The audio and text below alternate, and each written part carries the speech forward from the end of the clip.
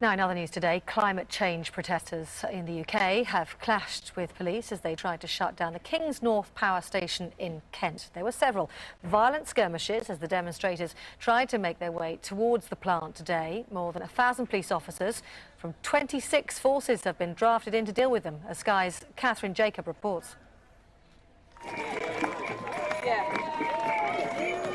This is the day the climate camp protesters have been waiting for.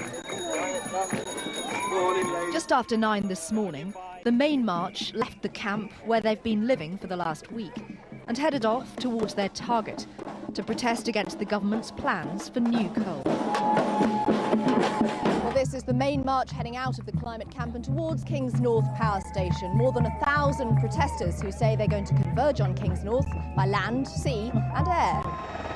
As promised, a number of smaller, so-called affinity groups carried out separate actions.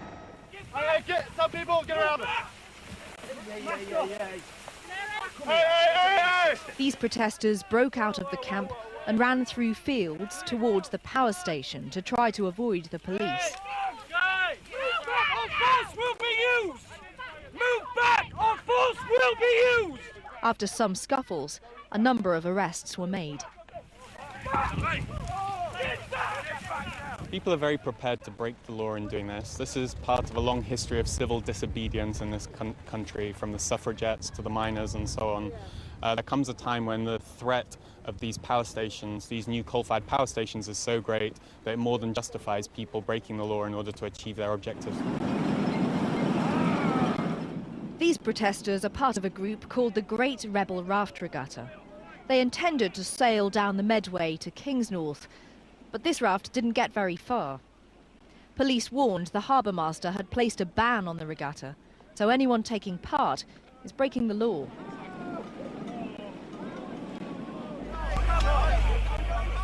All week, policing at the camp has been extremely heavy.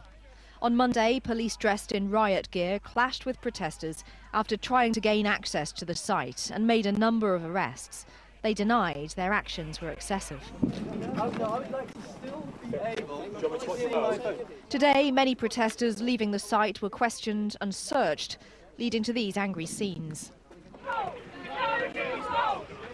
Up to 1,400 police officers are facing activists today from 26 forces across the country. They and the company behind Kings North, E.ON, say they're confident the extra security measures will ensure the protesters will not fulfil their aims.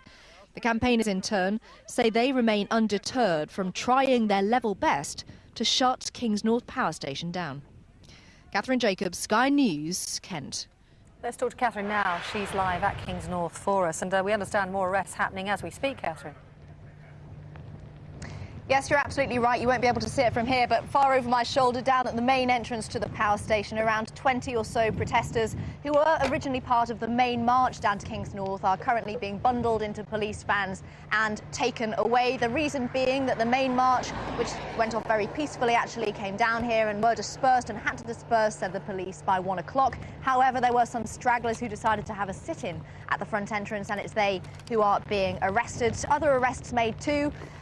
There were some protesters who managed to get over the fence into the Kings North site. Now, that's no mean feat. There were 3 fences, one wooden, which apparently they dismantled and used as a ladder to get onto the next fence, which was metal, and they went onto the next fence, which was electrified, luckily turned off by E.ON, the energy company that run Kings North. And then at least 4 protesters got onto the site, but they were met by riot police and were immediately arrested. So as far as we understand anyway, those break-off groups, or affinity groups as they call them, away from the main march, well, we think that their actions are for now over, unless they're planning to surprise police once again. But the police seem to have fulfilled their aim that they've spoken about all week of stopping anyone from shutting down Kings North Power Station. And in view of that fairly robust policing you describe, the police, although they have a very difficult job to get on with, again, coming in for some criticism about the way they've handled Kings North.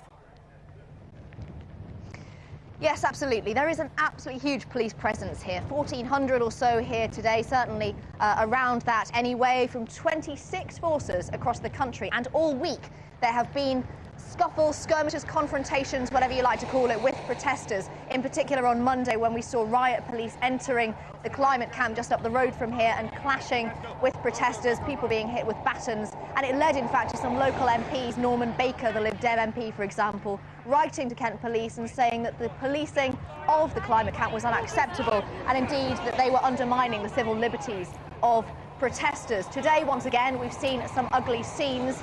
And the climate camp has always said that, in fact, there were a small number of people on the site who were prepared to break the law in order to get to Kingsnorth. That's how strongly they feel about sending the message to Gordon Brown that they don't want a new coal-fired power station here at Kingsnorth. They don't want the government and the UK to return to coal.